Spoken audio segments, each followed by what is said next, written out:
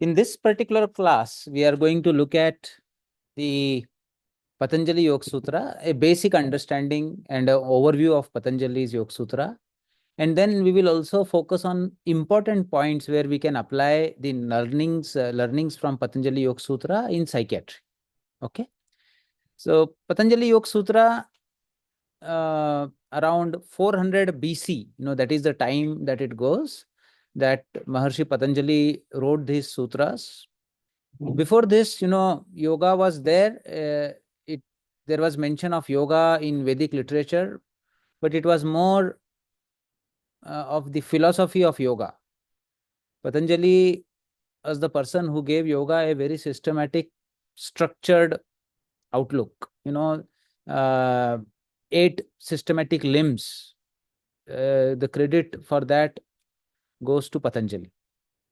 Now, um, when Patanjali described these sutras, his objective was to reduce the sufferings of human beings and to make the human being reach a level of evolution where he can be in a state of perfect mental calmness and ultimate mental resilience, you can say that. The Sankhya school of philosophy was very popular in those times, and the Patanjali Yoga Sutras appear to be based on Sankhya school of philosophy. Can anybody tell me what is the main principle of Sankhya school of philosophy, Sankhya Darshan? Philosophy believes on Purusha and Prakriti and believes this Purusha is the consciousness, so it is a Dualism of Purusha and Prakriti. Yes, yes. So Purusha and Prakriti, this dualistic philosophy, it depends on. And Purusha is considered as pure consciousness, which is untouched and unaffected by what happens in the Prakriti. But any, organism or creature that is born is considered as a combination of Purusha and Prakriti. And it is a very complex union and very difficult to separate. And Sankhya school of philosophy says that this merging of the consciousness with the matter, no, we in this body can feel ourselves as matter also, we can feel ourselves as consciousness also. It is very difficult for us to separate the consciousness within us from the matter within us. If I have pain in my body, this pain also appears to be in my consciousness.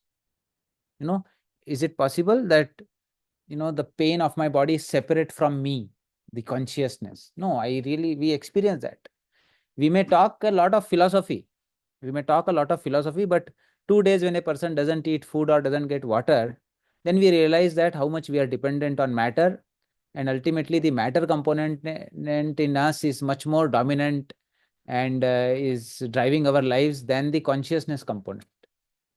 Correct? So it is easy to say aham brahmasmi, I am atma brahma, tattvam asi. But when it comes in practical life, we all see that our existence is more of the matter. We are really worried when something happens to our body. We can't sleep. And all these philosophies that we have learnt also just go in air. Everything we forget if something is really there which is affecting the matter aspect of our existence. So being truthful, we definitely say that we feel that we are this body also, but we are the thoughts also, and we are the very surface on which this body and thoughts are moving, the consciousness also. So Sankhya philosophy says that human being will keep suffering till this consciousness and matter are mixed together. It is like if you mix water with the milk thoroughly, will you be able to separate water and milk again later? Now, if whenever you are drinking both together only.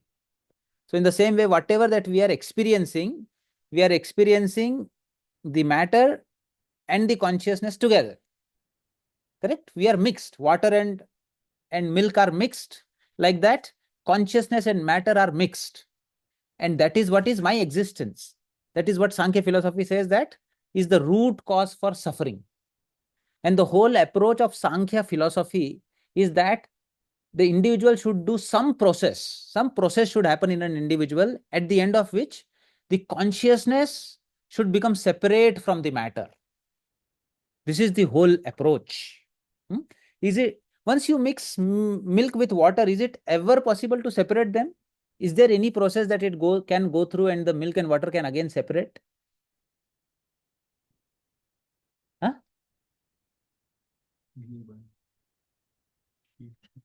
So in yogic lore, in Nimhan's logo also, there is this Hamsa. Hamsa, Rajahamsa. These are specific bird who have the talent that when you mix water with milk, they can only drink the milk and leave the water as it is. This is a bird who can do that. Now, with the milk also, if I,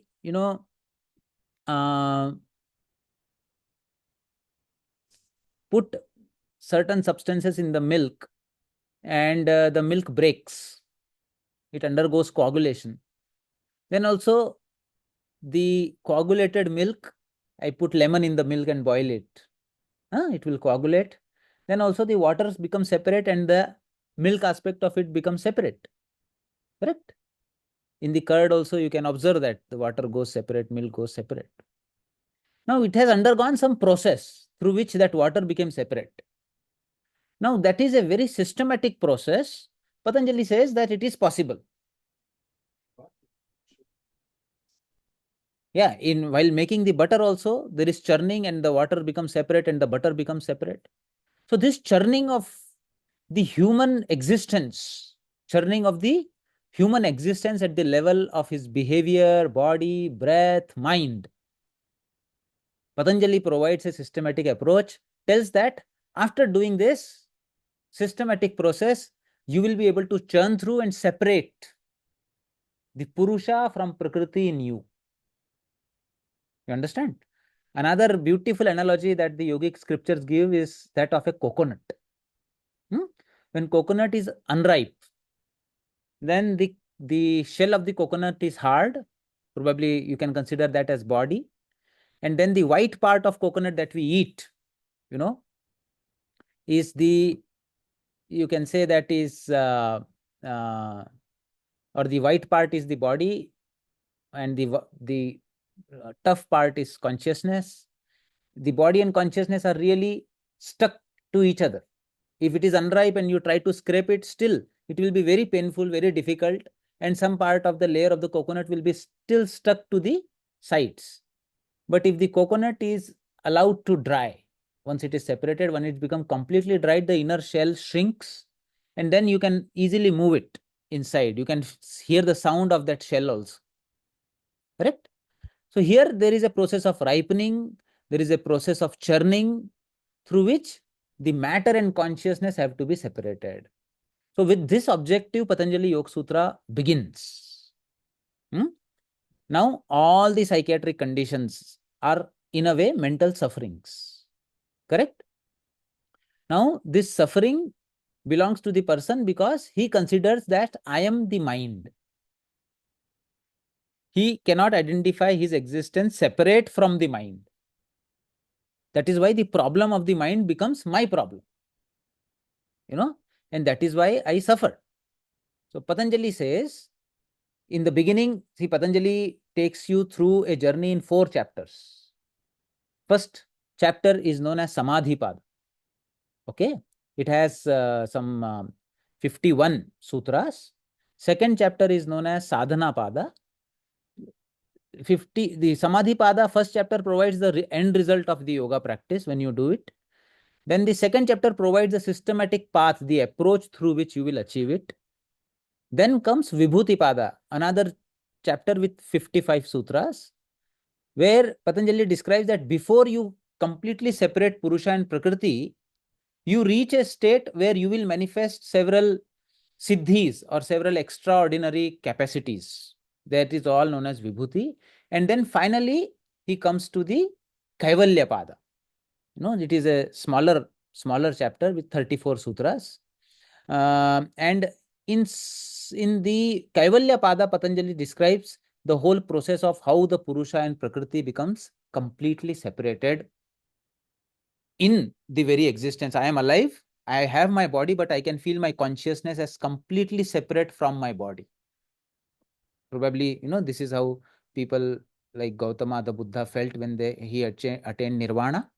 Patanjali calls this state of complete separation of Purusha and Prakriti as Kaivalya. Therefore, the fourth chapter itself is called as the Kaivalya Pada. Now, when you want to understand what Patanjali is doing throughout, you have to understand certain terminologies. The first chapter, the sutra, begin with the first sutra as Atha Yoga Anushasanam. Now, the discipline of yoga, I am going to introduce you. I am going to introduce you to the yogic way of living life. And through this life, you will be able to attain the state of Kaivalya, which is a state where Purusha and Prakriti have completely separated. And that is why it is a state of freedom from all the sufferings.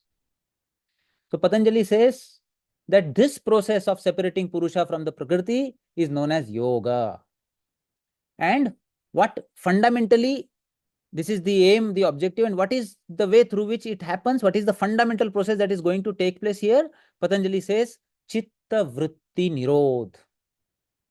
How Purusha and Prakriti are going to be separated? They are going to be separated by the phenomena of Chitta Vritti Nirodha. Okay. So now it becomes very, very critical for us to understand what is Chitta, what is Vritti, and what is Nirodha. Literally, if you translate it, it means yoga is the inhibition of the modifications of the mind.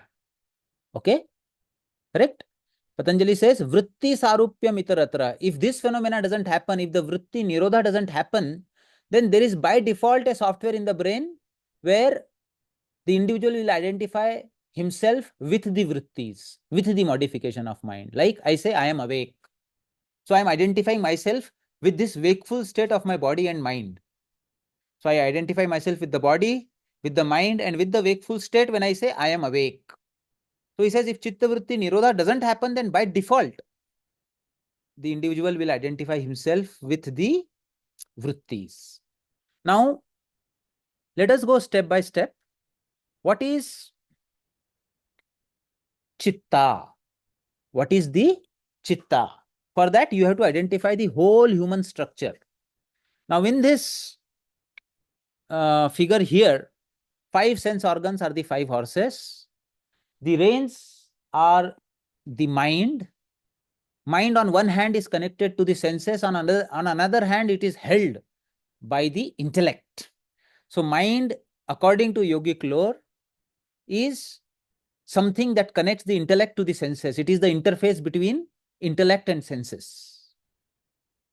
And then there is another entity behind, which is sitting with folded hands, which is the Purusha, which has to be separated from this whole apparatus. Currently, the Purusha is a part of the chariot. Correct? Now, the whole thing is the human body.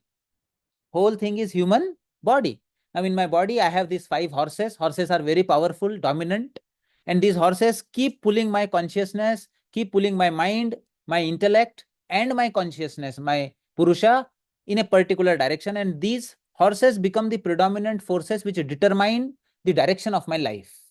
At present, We see the slides moving, sir. You don't see the slide moving? Okay, let me just share it again.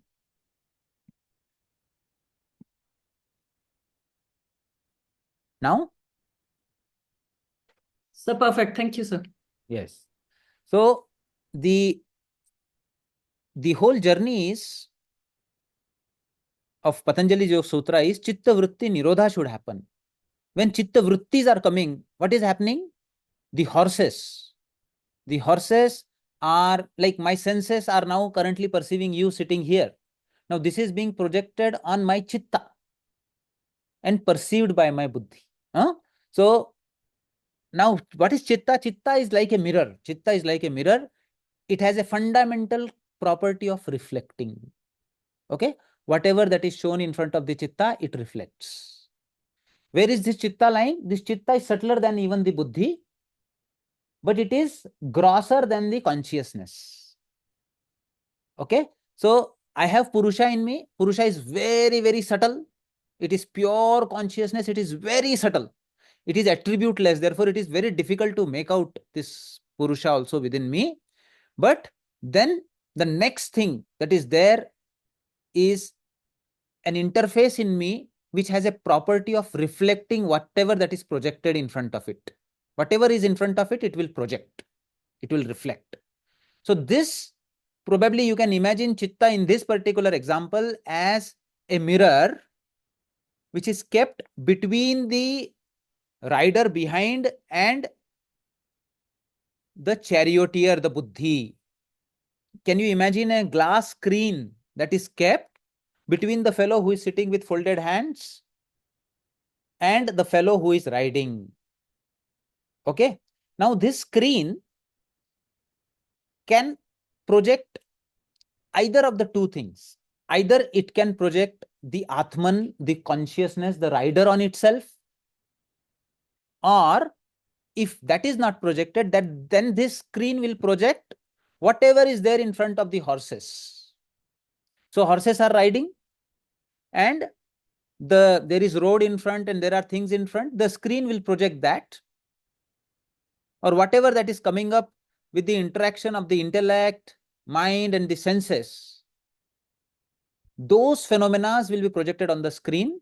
If those phenomena are stopped, that is chitta vritti nirodha, then the screen has a property of projecting the consciousness itself, the Purusha itself. So currently the problem is our screen is never empty. It is always filled with something. Some movie is always going on. Okay, it is never off.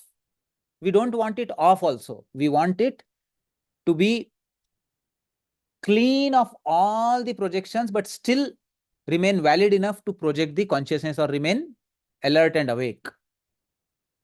So imagine this is the screen. Okay, this is chitta. Okay, chitta is very clear. Wherever you keep it, on whichever table, if you keep it on a table with a red cloth, it will completely become red. If you keep it on a table with a white cloth, it will become completely white. Okay.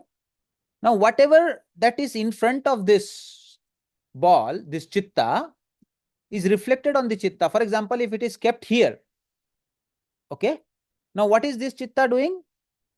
This chitta is currently reflecting whatever is there in front of it, whatever is being fed to this chitta by the senses.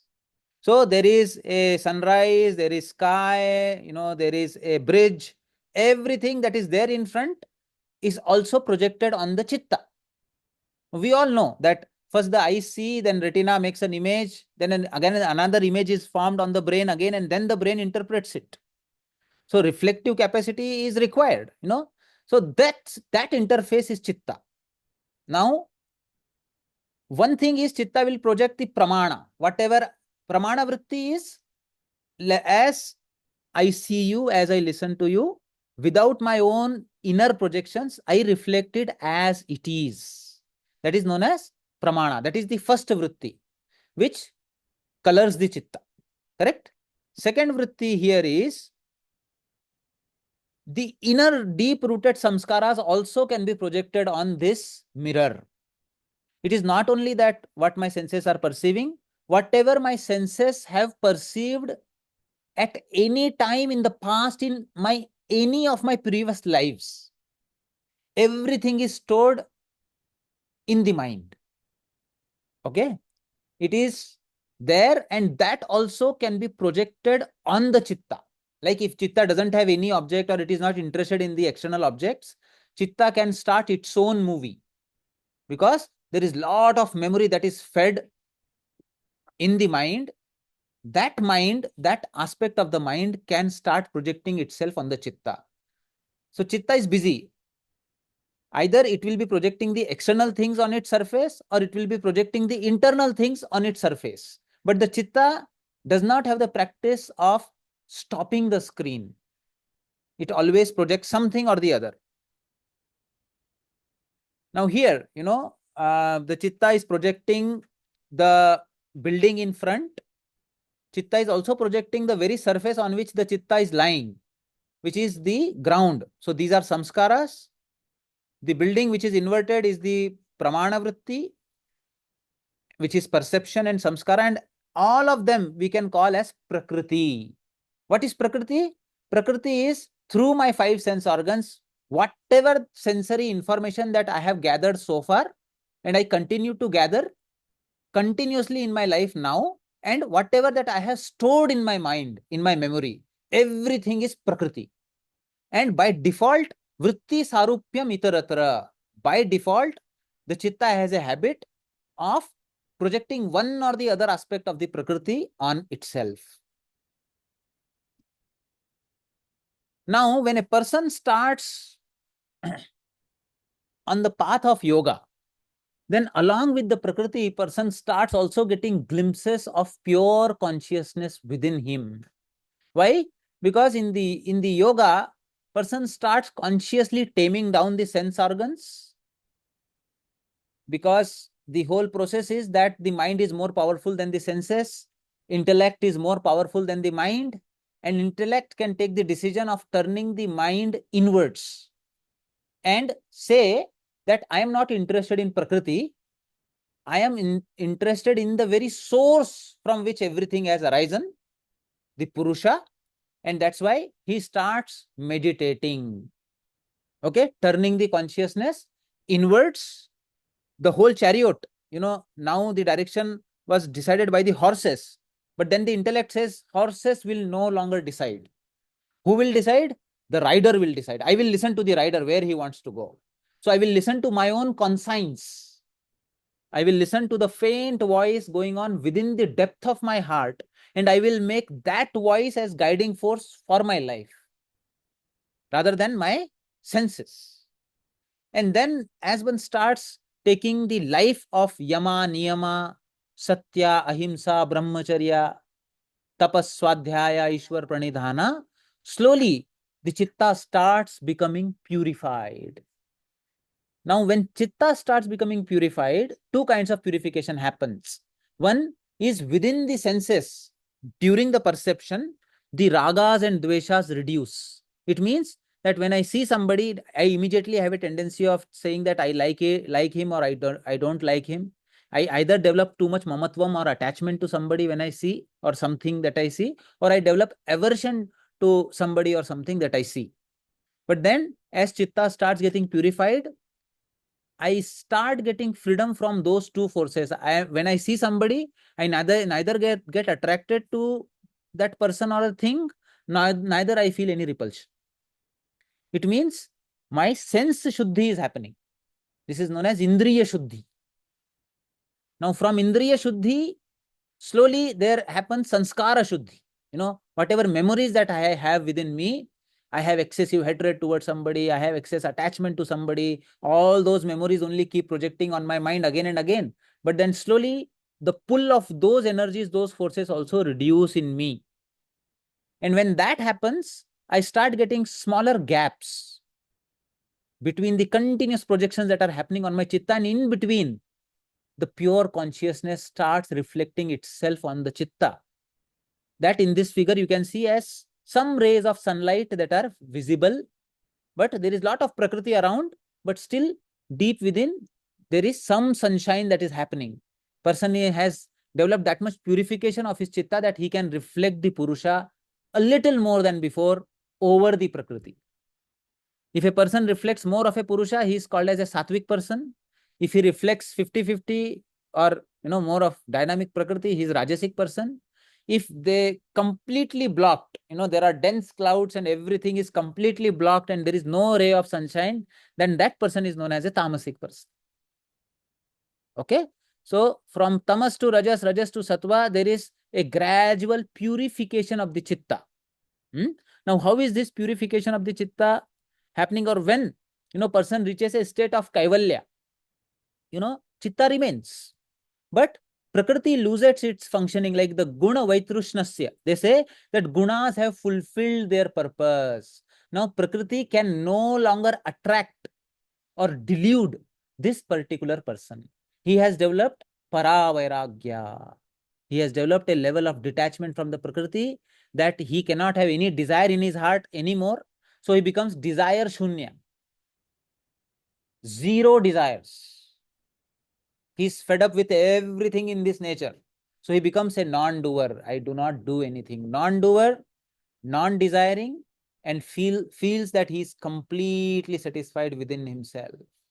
What does his chitta looks like? His chitta is completely clear as a mirror and is all the time only projecting the Purusha, the pure consciousness. It is also a reflection. See, pure consciousness is everywhere. But I need a medium to reflect that consciousness through me. Why is it that the consciousness is reflected more in certain group of people and not in another group of people? Because these people have more purified chitta, whereas other people have more impure chitta, which is still corrupted by more prakriti. So like that, the omnipresent Purusha is manifested selectively. The analogy that they give is electricity is everywhere. Okay. But it will manifest in a small bulb because it has a capacity of passing only small capacity. Whereas if you put a 14,000 watt bulb, it will manifest the whole ground. The same electricity can make the whole night look like a day, being such a powerful light that it projects. Whereas same electricity, if the light is small, it will project only as a small bulb. In the same way, how much is my chitta capable of downloading and manifesting the pure consciousness? Okay. When children, they are born, there is a age group where the chitta is completely pure. Still the projections of the past janmas or memories have not come. Before even their ego has not yet been formed. You see that purity of the consciousness you can observe in their whole being. There is that freshness, there is that blossoming of the consciousness, there is that innocence in their eyes, that purity. That is the state that Patanjali says that a yogi who reaches Kaivalya reaches once again. Okay, so let us look at the vrittis that are always projected on the mind. Number one vritti that Patanjali says is pramana. We all, generally think that being mindful and being in the present moment is very good. In fact, a lot of people think that yoga is a practice that makes you more mindful of the present moment. But Patanjali considers this mindfulness of the present moment also as a vritti, as something that doesn't allow you to manifest your Purusha. Correct? Now, is it possible to have a pathologically increased pramana? I live in present moment. Okay. But is it possible that this pramana vritti, which is being in the present moment, not going in past or future, can it become pathological?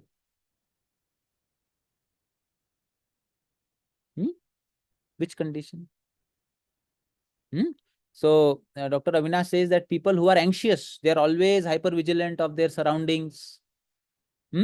And they are too distractible by any stimuli that comes around. In ADHD also that happens. Any stimuli, I want to do something, but another stimuli takes away my attention. In post-traumatic stress disorders, people get ruminations of the past and all, but they also become hyper vigilant to sound or any kind of perception, visual perception that are there that may resemble the trauma. So pramana vritti is also not the goal. It is, Patanjali says that among description of the vrittis, he first says pramana because pramana is a sattvic vritti. Viparyaya, vikalpa are rajasic vrittis. Nidra and smriti are tamasic. You please understand, pramana is a sattvic vritti. So it is better to have pramana vritti than other vrittis. Whereas viparyaya and vikalpa are the rajasic vrittis. And then comes nidra and smriti. I will explain each one of them to you.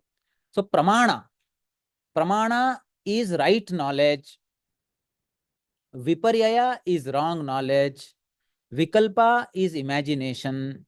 Nidra, we translate it as sleep, but it is not that. It is that there is nothing that is projected on the chitta. And smriti is whatever one has experienced, one is not able to let go. So these are 5 vrittis which Patanjali says that are always played on the surface of the chitta. Until these 5 vrittis are playing, there is no way that the Purusha can manifest itself or project itself. So then you look at the sutras further. Pratyaksha anuman agamaha pramanani. Right knowledge are based on direct cognition, inference, or testimony. Okay. Now here I am perceiving things as you say, that is my direct knowledge. It is projected on my chitta. Second, there is another projection on my chitta of, if I see fire, I see smoke, I say that there is fire. I cannot see fire yet. There is only smoke coming from this window. So I would assume that there is fire somewhere. This is also another pramana vritti where I infer things based on my present perception of objects. And then he says that agamaha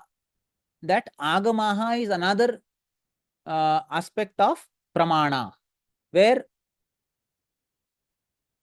I believe something that is there right now because it is told by somebody or depicted by somebody, said by somebody that this phenomena is true, and the authority who has told it is always true. Is always true. So for example, I am sitting here and the meteorological or the monsoon department says that it is going to rain in a while. No? So I believe that it is okay. It has come from a scientific data. They have seen the cloud and they are saying that. Currently, there is no pramana, there is no direct perception of that rain. I am not inferring it by seeing cloud myself, but I am inferring it from an information which I believe is always true. So these are 3 sources through which I get right knowledge, the pramana. Viparyaya is mithya jnanam tadrupa pratishtham. Now you see that viparyaya is very common in lot of psychiatric disorders. Most commonly we see this in psychosis. So what happens? Mithya jnanam tadrupa pratishtha. Person perceives something, and on that perception he is not able to perceive things as they are. He projects his own thoughts, his own thinking, his own projections on a real stimuli. Okay. So these people are talking, and I say that they are talking about me. Delusion of reference. Okay. So the perception of 2 people talking is correct, but over that my projection is wrong. In the same way, the food that you have given me, there is poison in my food. Food is there, but my imagination that there is poison in the food is wrong. So paranoia that comes with viparyaya kind of a vritti.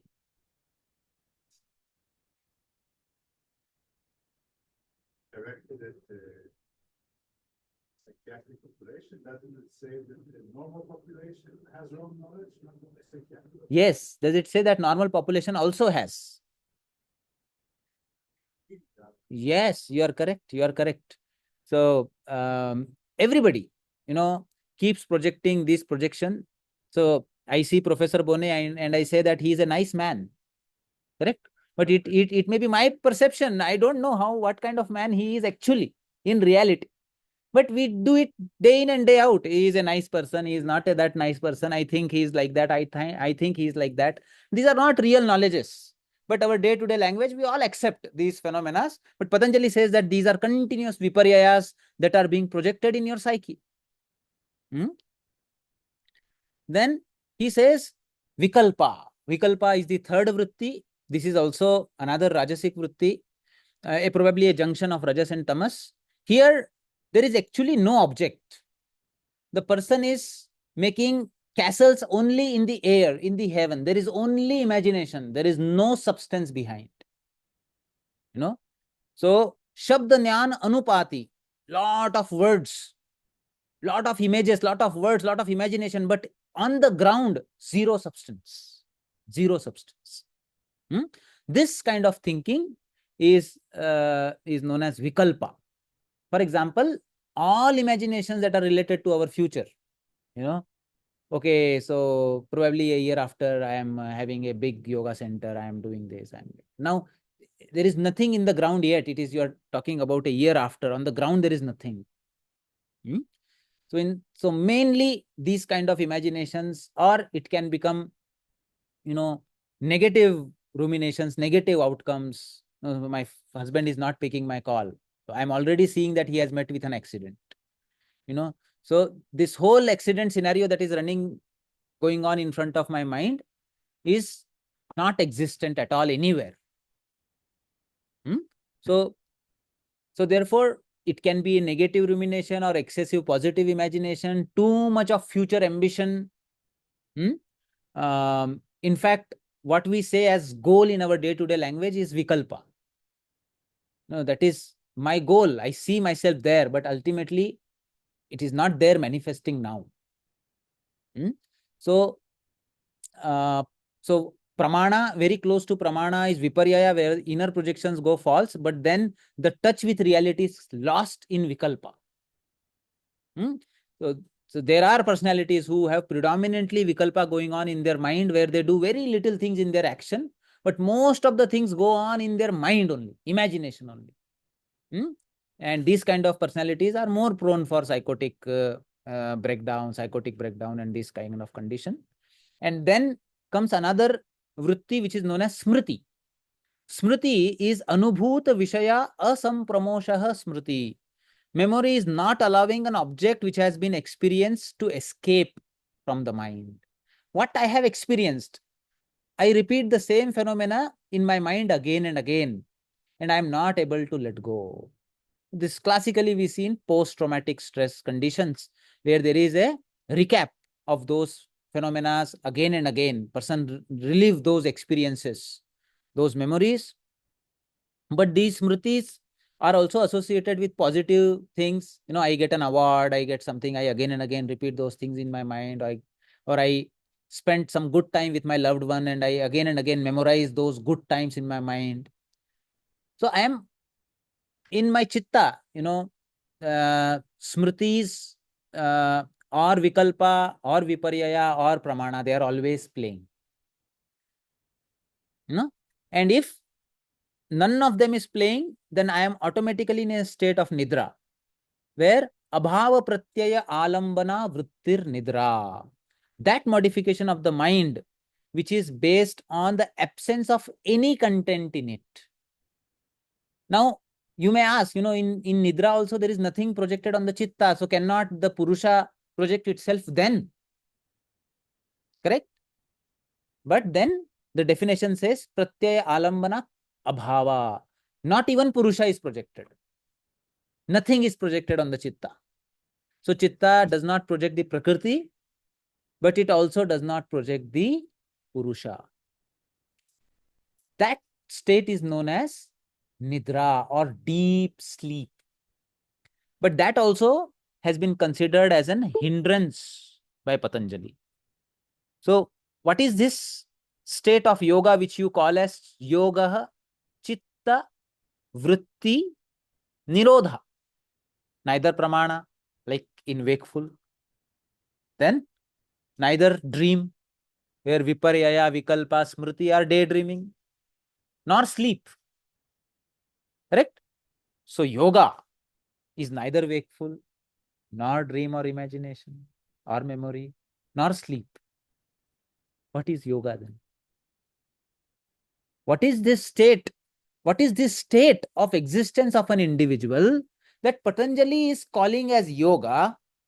And he says that none of these, what you know, is yoga.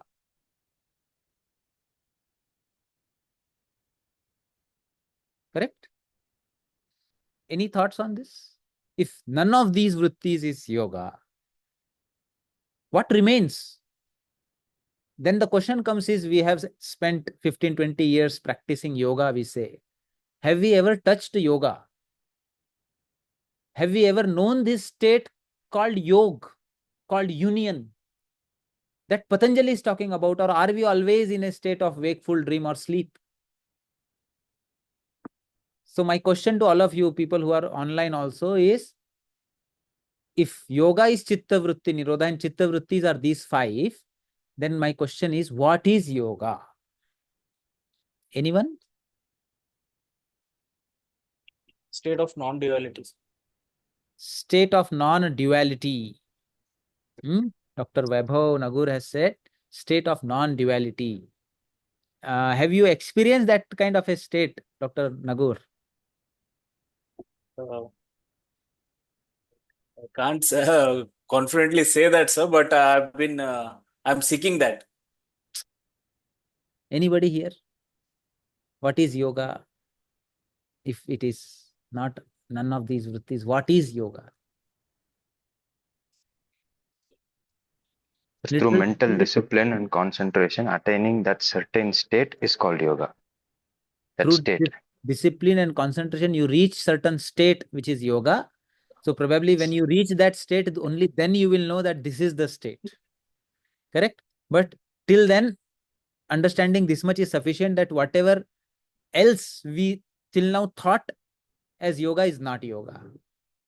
Sometimes by denying things that we know, what remains gives us an idea about what is that state that I am seeking. Okay, so we will probably get an idea of what yoga is when we discuss samadhi. Okay, fine. So I'll leave this question here. We will come back to it. Then Patanjali, describes that, okay, I have now described you the 5 vrittis, the structure of the chitta, and how these chitta vrittis are always keeping the person and his mind busy and not allowing him to introspect or self-reflect. Then he says that if you decide that I want to move towards the Purusha, I want to end my suffering, I want to go back to the rider, as soon as you decide that I want to turn my consciousness inward and go back, then Patanjali says that because from many, many lives you have been programmed to live a life dominated by Prakriti, you will have several obstacles on your way as you try to change your default mode. Okay? So Patanjali says, what are the obstacles that you will feel as soon as you decide to walk on the path of yoga? He describes vyadhi, styan, samshaya, pramad, alasya, avirati. Number 1 will be mental distress or anxiety. That is, as soon as you try to break down your pattern in which your life you have been living right now, you will become restless. Even little bit of meditation you try to do, after that you will feel more angry, more frustrated. People report that. People who have never meditated in their life, if they suddenly meditate for an hour or so, after that they feel more frustrated. Because your deeper samskaras do not have this habit. So number 1 is that. Second is, it will either make your mind very restless and anxious, or it will make you go into sleep. As soon as you sit on meditation, either your mind will become agitated, or to escape from it, you will start dozing. You will go into sleep. Third thing that will happen is, your mind, your Prakriti will create a doubt in you. Hey, is it all true? Is it really possible? All this, what thousands of years ago it has been written, is it that Kaivalya, is there such a state? I do not see anybody in the life around, everybody is living normally. So it will create doubt in your mind. You'll see, oh, majority of human beings, how they are living, why I should live this abnormal kind of a life? Okay, forget it. This is another, Patanjali says, is the obstacle that will come in your path. Then what else will come? Pramada. Pramada is just procrastinating. Okay, your mind will immediately say, yes, all this makes sense, but we will do it when we become old, when we take sannyasa. Right now, not required. Now we can live our life. This is pramada, procrastination.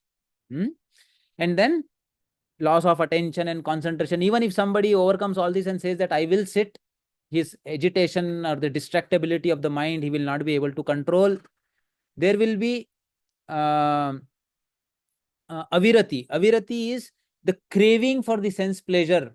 After some time, like people, they become very influenced by these kind of teachings, and suddenly they leave everything and go to Himalayas for meditation.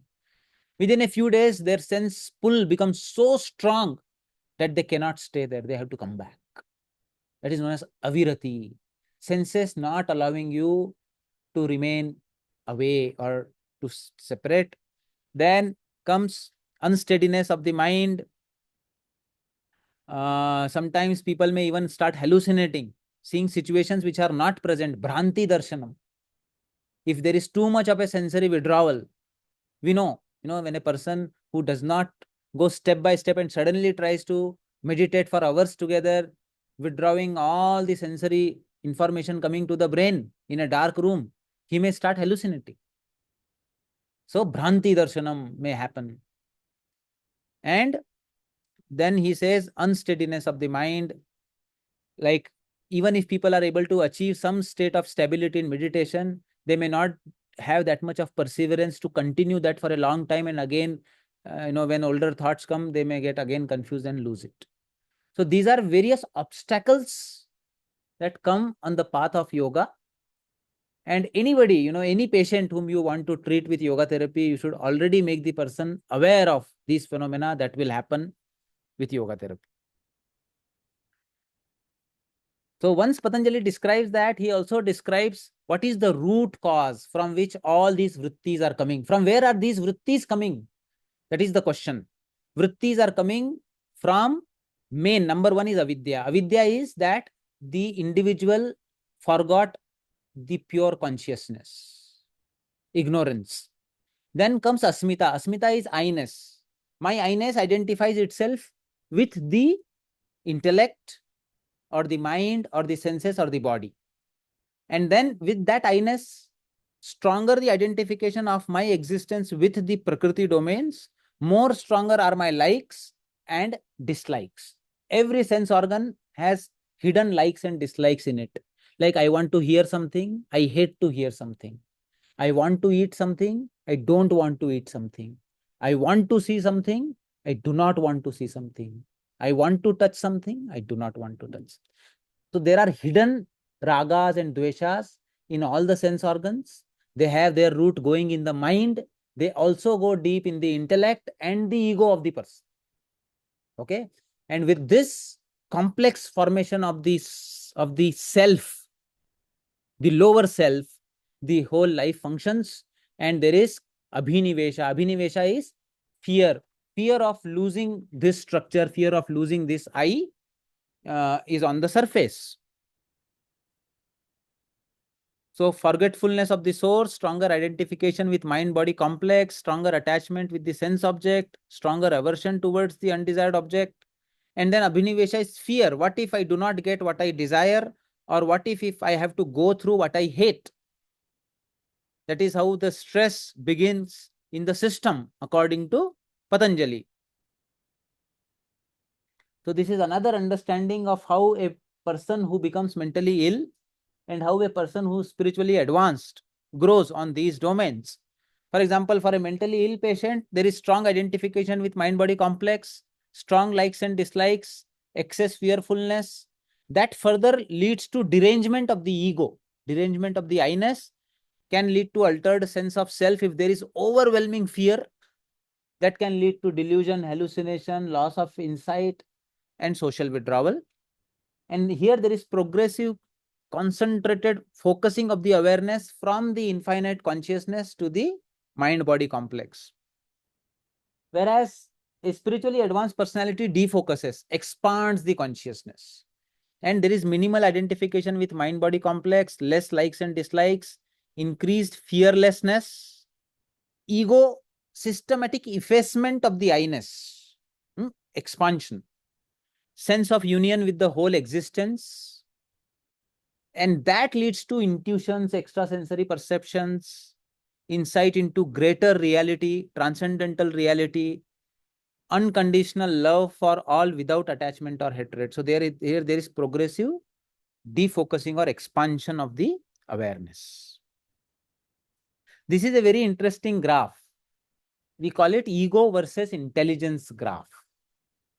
So on x-axis is the ego. Ego is going from 0 to infinity. Okay. On the y-axis, there is intelligence.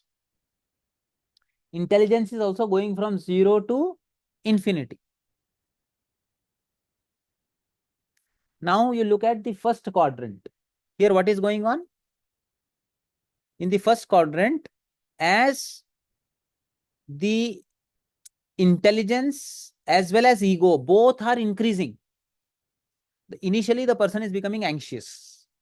See, usually you will see anxious people are very intelligent people, but they also have very strong sense of I-ness, and that, abhinivesha will be there, fear will be there, because with asmita there will be abhinivesha. Now, with this fear, they will initially go into anxiety, and then when it goes even further, tends towards infinity, my ego starts becoming more and more complex. I cannot control it, and my intelligence also becomes too much. So then I become paranoid about everything. Then the person gets into unmada or a psychosis kind of a state. Whereas in this quadrant, if the ego is increasing but intelligence is coming down, person is becoming less and less active, so what will happen? Person will again get into initially a state of depression where he will be in the self-denial. In fact, ego is going down, and ultimately the person will get into a state of psychosis again. On the other hand, in spiritual evolution, the intelligence keeps increasing, but I-ness keeps reducing. Why? Because the person doesn't attribute his intelligence to his own I. It says that he is manifesting the divine consciousness which is there in the Purusha. So, intelligence increasing, but I-ness reducing. It can lead to self-actualization, and intellectual disability can happen when both intelligence as well as I-ness reduce. So what is the way out? How does Patanjali say that, okay, you have all these problems? How do you come out of it? Patanjali says, tat pratishedhartham ek tattva abhyasaha. For chitta vritti nirodha, for cleansing of the chitta, number one thing that you have to do ek tattva abhyasa. It means you have to do a practice of one pointed concentration. One truth or principle you have to hold on, and you have to do a one pointed concentration. What is that one pointed concentration? Tatah pratyak chetana adhigamo antaraya abhavascha. By, when Patanjali describes ek tattva abhyasaha, he says by doing that one pointed concentration, practice of one pointed concentration, like for example, a person starts meditating on his breath. I will just turn my consciousness inwards and observe my incoming and outgoing breath. Now, this is one pointed focus. Patanjali says that when a person does that, through that phenomena, what happens? His senses and the consciousness, which is always moving outward, slowly starts turning inwards. Okay? And that is known as pratyak chetana. It means the chetana that has bahir chetana, that was bahir chetana, it became a pratyak chetana. It started turning inward. And with that, person is able to overcome all the obstacles, what Patanjali described, no? Anxiety, sleep, restlessness, all that. Person should be able to overcome that by continued practice. One should not give up the practice even when those obstacles come. And then Patanjali says, what are the ways in which I can purify my chitta, and what is that abhyasa, ek tattva abhyasa that I will do? From where will I choose my abhyasa? Tapaha, swadhyaya, ishwar pranidha. Either, depending on your personality, you can choose your abhyasa as tapa, you can choose your abhyasa as swadhyaya, or you can choose your swadhyaya as ishwar pranidhana. If your abhyasa for chitta shuddhi is tapa, then you have to become a practitioner of asana, yama, niyama, asana, pranayama, pratyahara, dharana, dhyana, and samadhi. If tapa is your way, then it begins with yama, niyama, and goes up to samadhi. That is the path that you will take. If your path is swadhyaya, then you have to take the path of shravana, manana, and nididhyasana. Listening to the scriptures, contemplating them deeply, and then applying those principles described in the scriptures every moment in your life. That is the path of Swadhyaya. If you want to take the path of Ishwar Pranidhana, then you have to take the name of God, Nam Japa. Nam Japa has a property of cleansing the chitta. And it gives that pala, that power to the yogi to turn inwards. So with Nama Japa, the Bhava Shuddhi takes place. First, there is Vaka Shuddhi. Your tongue becomes purified, your senses become purified by taking the name of God. Then it goes deeper and deeper, and it leads to Bhava Shuddhi. Your emotions get purified. From Bhava Shuddhi, there comes Chitta Shuddhi. Your Chitta gets purified. And then you can go into Bhava Samadhi. In Bhava Samadhi, the person comes in, face to face with the creator as a form. Like they can have a Saguna Sakshatkara of their deity. So the divine, the Purusha, takes that form for the individual because he is worshipping the Purusha in that form. And that is another path. So Tapa is the Raj Yoga, Swadhyaya is Jnana Yoga, and Ishwar Pranidhana is Bhakti Yoga. These are the three ways in which the Chitta Vritti Nirodha can be achieved. So in Chitta Vritti Nirodha, now all of you were asking me, what is that state of yoga? Where there is neither wakefulness, nor dream, nor sleep. That state of yoga is where the I completely dissolves. The I-ness, completely dissolves. For a Raj Yogi, it dissolves in a state of samadhi, where he becomes one with the object of samadhi. In Jnana Yogi, he dissolves that I in the Sakshi, in the observer. A Bhakti Yogi dissolves the I in his Ishta Devata. So, when the I dissolves, if I is getting dissolved, is Pramana there? Who is perceiving if I itself is not there? Pramana not possible, Viparyaya not possible, Vikalpa not possible. Smriti also will not be there because all Smritis are for the I. And when I dissolves, sleep also is not there. So it is a state which you can say is transcendent from wakeful dream and sleep. But one characteristic of this state, no matter which path you take, is complete dissolution of the I-ness into something higher. It is like a drop goes into an ocean.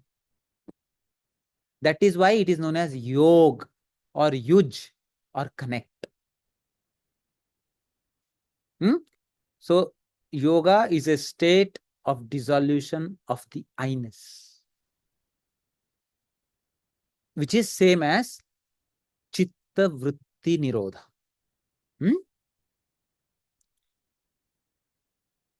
So why this whole process that we are doing, Tapaha, Swadhyaya, Ishwar Pranidhana?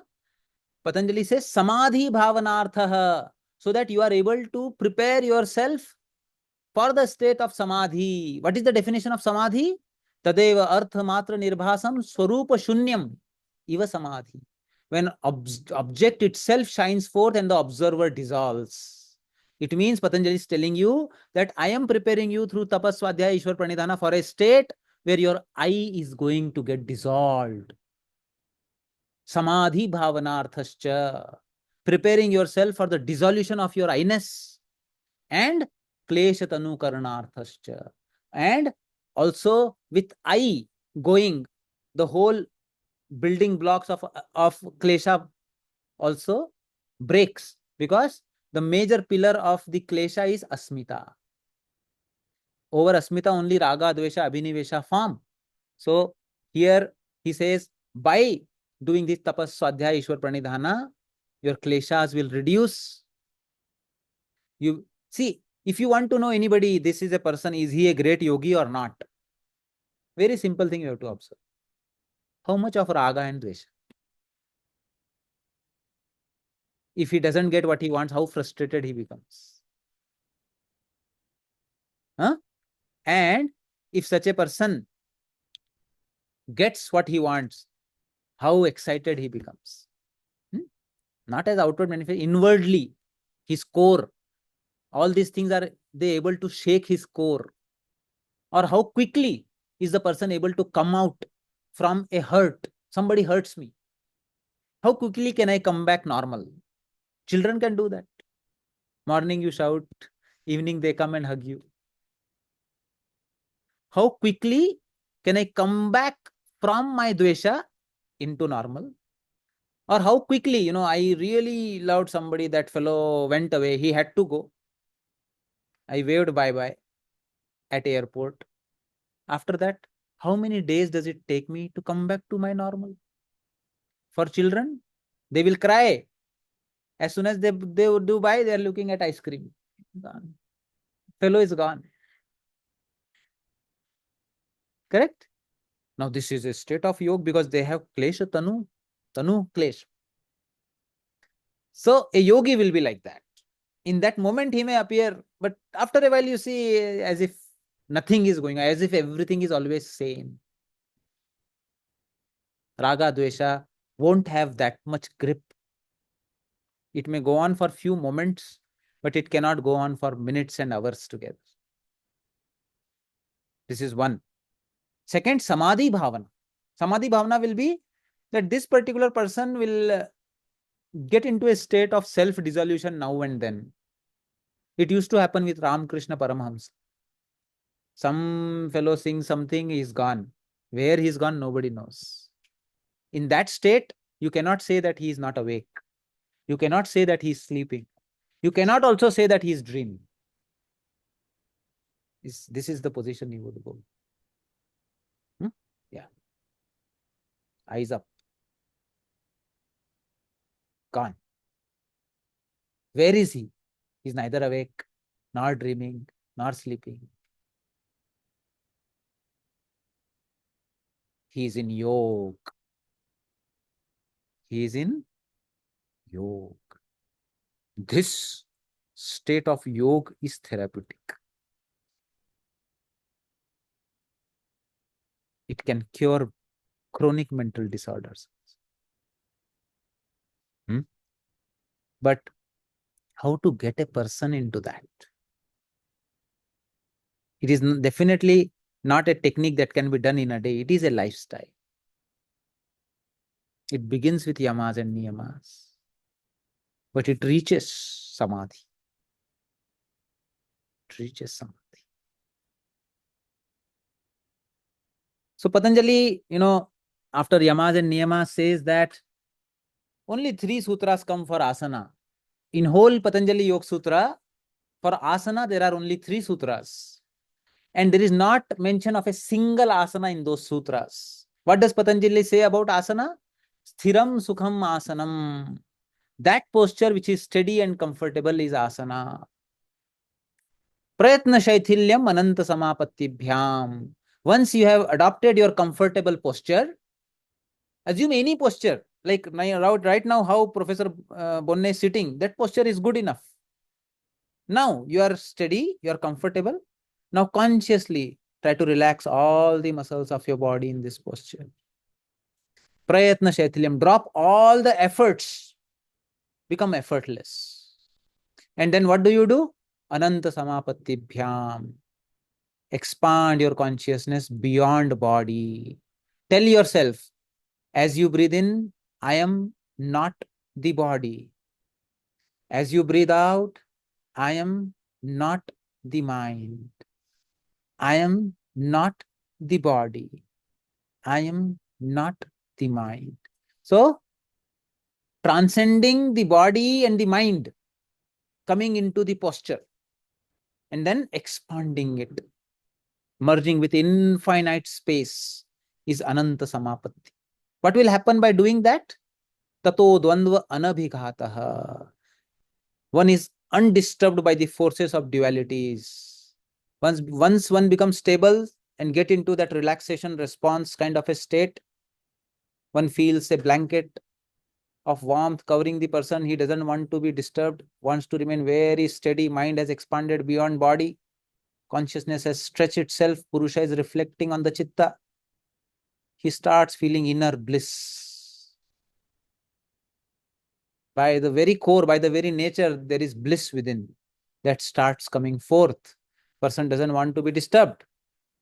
And when that happens, then there is stoppage of the breath. Tasmin sati shwasa prashwasayoho gati vichhedah pranayama. Once the consciousness expands and body becomes steady, second hindrance is the breath. So breath has to be slowed down as much as possible. Patanjali says that for instant calmness of the mind, you breathe out and hold your breath outside. Prachardhan vidharanabhyam va pranasya. By that also, ek tattva abhyasa or your preparation for meditation comes. So it would be a nice idea to do Kapalabhati with external retention of the breath at the end before you meditate. And then slowing down of the breath. What is the result of this? Patanjali says that in the initial three, you breathe in, hold, breathe out, hold. You do like that, but ultimately you reach a core where your breath becomes so shallow that people cannot even make out whether you are breathing in or breathing out. You understand? If that is not happening, yoga is not, you have not done yoga. You understand? Breath rate has to go down.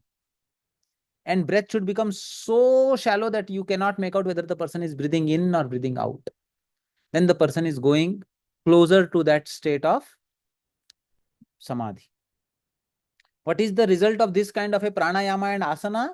Patanjali says, tatakshiyate prakasha avaranam. From that, the covering of the light of the chitta is attenuated. It means that the chitta is now ready to reflect the Purusha. Pranayama yuktena sarva rog shayo bhavet. Ayukta abhyasa yogena sarva rog samudbhava. Hatha Yoga Pratipika wants us, saying if pranayama done in a proper way can destroy all kind of diseases.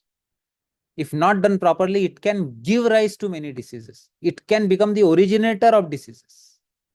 So you have to be very, very careful in doing pranayama.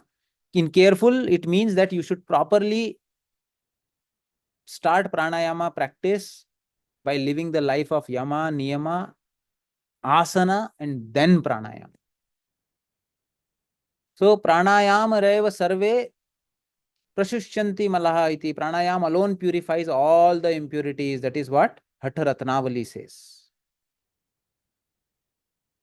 So jerky breath should not be there. If you are not able to hold the breath superficially for a longer time, do not do it forcefully. Allow the breath to follow its natural course over a period of time. By practicing only, control over prana will come. They say controlling prana is like controlling a wild elephant. You cannot control it without practice. Practice only for the suggested duration and do not retain the breath unless specifically instructed to do so.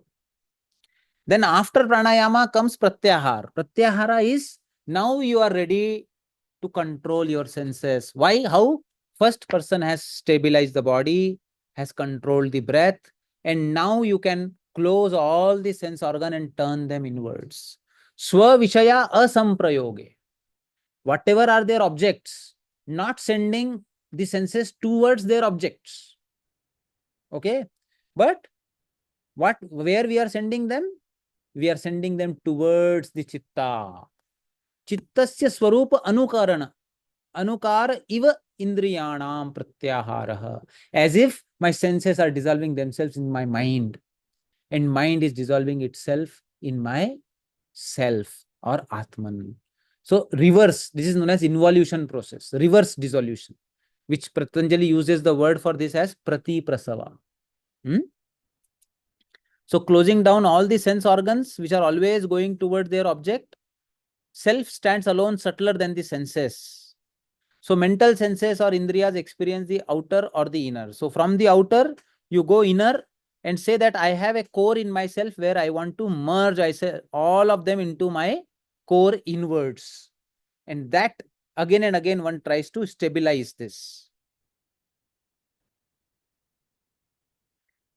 After this practice of turning the sense organs inwards, you have to find out a point within you. You have to find out a desha, a space within you.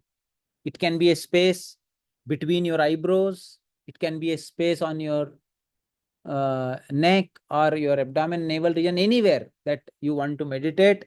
You find out a space. Generally, people go here, bhru or madhya. And you say that my core, my purusha, I am going to touch my purusha here. So what I am going to do is, I have come in asana, I have slowed down my breath, I have turned all my senses inwards, and now I will use a mantra or a cue or a japa again and again to bring my attention and concentration here. And if anything that comes on the surface and distracts me outside as my chitta vrittis, smriti will come, vikalpa will come, viparyaya will come. Again and again, I will bring my mind towards dharana, focusing it on the space. Desha bandha chittasya dharana. My chitta is now locked up only in that space where I want it to be. And I do not allow anything to enter into that space. So that space is free from vrittis, and my continuous effort is to remain in that space. Initially, it requires effort, but after that, after some time, the senses, the mind, the intellect, all start flowing. The whole mind gets into a state of flow towards your object of concentration, towards that space or towards that mantra. So it starts becoming more and more effortless. So initially you start repeating the mantra or bring your attention again and again to the point consciously with effort. But as you continue it for a long period of time, as abhyasa grows, ekatattva abhyasa, as it grows, kleshas thin out, samadhi bhavana increases, and you start getting into a state of flow. So dhyana is a flow state where naturally the mind starts pouring itself to the object of concentration and doesn't go anywhere. And finally, tad eva ath matra nirbhasam swarupa shunyam iva samadhi. When only that object, that mantra, that space for concentration remains, the act of meditation and the meditator also dissolves. With that dissolution comes immense peace, infinite silence, which becomes bliss. By remaining in this state of samadhi, which is the state of chitta vritti nirodha, which is yoga,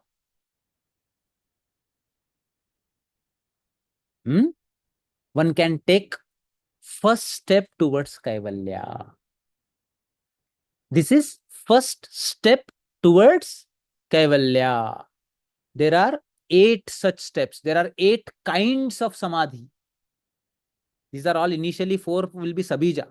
Next 4 will be nirbija. There are 8 limbs of yoga to reach the first step of kaivalya.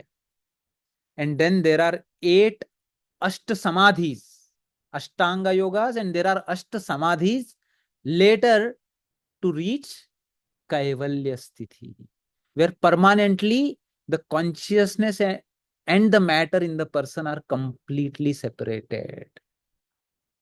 You understood?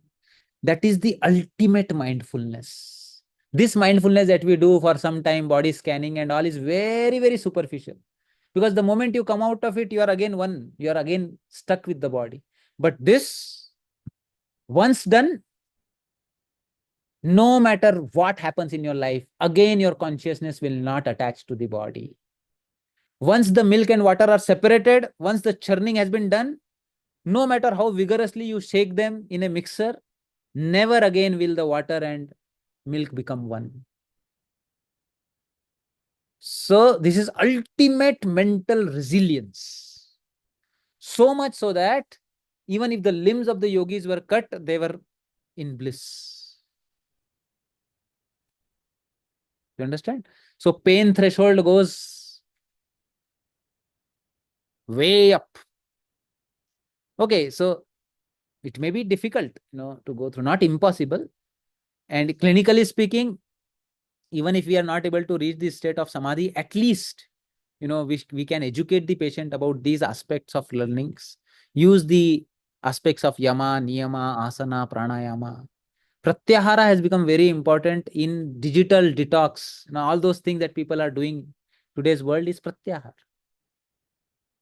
So, the message that Patanjali gives us is that all the psychiatric problems that are there, they are very complex, and it is not a one asana, one pranayama that can solve the problem. It is a complete lifestyle transformation, and ultimately, initially, if the self-I-ness is distorted, you have to correct it by ego strengthening practices. But then later, ultimately, the purpose is dissolution of the self. It's then only that a person can develop ultimate mental resilience and cure himself of the mental problems and disorders. Okay? Any question? Anybody has any doubts? Online, offline? Sir, Yeah. any practical cases observed wherein the non-dual state has been found therapeutic, like pathology to what extent is being resolved? Yeah. So this is what, we conduct these morning yoga sessions where we have this practice known as Yoga Nidra. Hmm? And we have been conducting qualitative interviews of the people who come to us, and people have reported that they are able to reach a state where they do not realize how much time has passed. No, and people feel that the more deeper in silence and the more they are able to ground themselves in the morning, means it is directly proportional to the quality of their yoga practice. The better is the quality of the practice, the better is the whole day for them. Like the whole day, they will be able to anchor themselves, they will be able to do better decision making, they will be less agitated by the things around them which are not going their way. No, so in that way, we have been following up people through morning teleyoga batch for last 5 years, and we have observed significant transformations in their personality itself. People who had difficulty in managing their anger, they say that I don't know where my anger has gone, and I attribute it to those moments of stillness and silence which I spend in the morning every day, especially towards the end of the session in Yoga Nidra. Though definitely it requires more systematic work. This is the qualitative aspect from which I am talking. Sir, I think definitely it helps in curing psychological disorders. But any like what do you think about physical illnesses? Physical illnesses. Yes. See, physical illnesses may not change, but the person's pain threshold will definitely go up. So Hmm. problem will remain, but the botheration that the problem brings to the person will reduce. So he will be able to sail through the problem if it is incurable much better, like say cancer patients and all. Their quality of life will become better, their ability to tolerate pain will become better. And definitely, I feel that once the mind comes in harmony, it brings some harmony to the body also. But very difficult to say without data whether it will cure those conditions. Though there are, books like Love, Medicine, and Miracles, where spontaneous regression of such cancers and all has been attributed to meditation, deep state of love, and all that. But they are sporadic case reports. There have not been a large scale systematic studies on that. But I would recommend, Dr. Vaibhav, that you read the book Love, Medicine, and Miracles. Yes. Yes. Sir, and the experiences, the non-dual experiences, if a patient can get a hold on that state, so in short, he's healed. Like maybe he may be a patient of anxiety, depression, or schizophrenia even. Yes. Short, he is healed. Yes, because we also see some evidences that are coming up from psychedelics. When people take psychedelics, also there is dissolution of I-ness. And people are reporting that even with a single session of psychedelics, people who are able to do it properly, with preparation and all, people say that there has been remission of long-standing illnesses. So if it can happen with psychedelic, which are even so much risky, definitely meditation is a much more safe and a systematic path which can bring an individual to the same, not only the same, but much deeper state. And here, person is not dependent on any external substance. So there will be no aspect of drug tolerance requiring higher dose of psychedelic drug every time the person has to go through. Because with yoga and meditation, with regular practice, person goes through a phenomenon of reverse tolerance. Reverse tolerance is that to reach the same mental state, with continued practice, you require lesser and lesser dose. See, initially, it requires 1 hour of meditation or 11 beats of Nama Japa for me to get into a state of calmness and that happiness within. But after a year, in 3 beats of Nama Japa, I will be there. Or a meditation of chanting Om for 5 minutes will bring me exactly there where I was there after 1 hour of practice 1 year before. So this is known as reverse tolerance. With yoga, you observe reverse tolerance. The more you do, the lesser dose you require. Whereas with drugs, you observe tolerance. The longer you use it, the more often you use it, the higher the dose that you require. And definitely at some point of time, you reach a point where if you increase the dose further, it will start harming your body. And then you have to choose between your mind and body, and then you cannot use the drug beyond that. And then it leads to a lot of craving, withdrawal, and suffering. So probably people are taking shortcuts to reach the same state that Patanjali wanted us to reach. But this systematic approach that Patanjali prescribes is way more safer and more effective. So, by listening to what you said, for me, I am feeling like yoga and meditation must be the first line of the therapy for any psychological disorders, Yes. rather than medication. Yes, they should be, a part of a lifestyle of every healthy individual also, and especially for the individuals who are in the beginning part of their illnesses, in the mild stages, because then they can really enhance the resilience and prevent the deterioration. When the individual becomes more serious in his mental illnesses, then you definitely need medication. You need to bring those conditions down. You first you have to bring him into a position that he should be able to sit still, do pranayama, and go beyond that. So therefore, the earlier you begin these therapies, the better it is. You are very correct, Dr. Nagul. Okay, Sir, so yes, one last question, sir. yes. That for any student or a practitioner who has not read Patanjali Yoga Sutra or not properly understood it, when asked what is yoga, they'll tell it as union between individual soul and universal soul. So why is this different, sir? When we read Patanjali Yoga Sutra, we understand it is the distinction. When we separate and see these two things, and this is the proper or real yoga, and they call it as union between the two souls. No, the separation is between Purusha and Prakriti. But the union is between individual consciousness with the universal consciousness only, no? See, when Chitta Vritti Nirodha is happening, the Prakriti is going away. And my I-ness, which is individual Prakriti, is merging with the universal I-ness. So, there is union of drop with the ocean, but first it is getting separated from the Prakriti. So, that separation Patanjali is emphasizing. Understood, sir. Understood.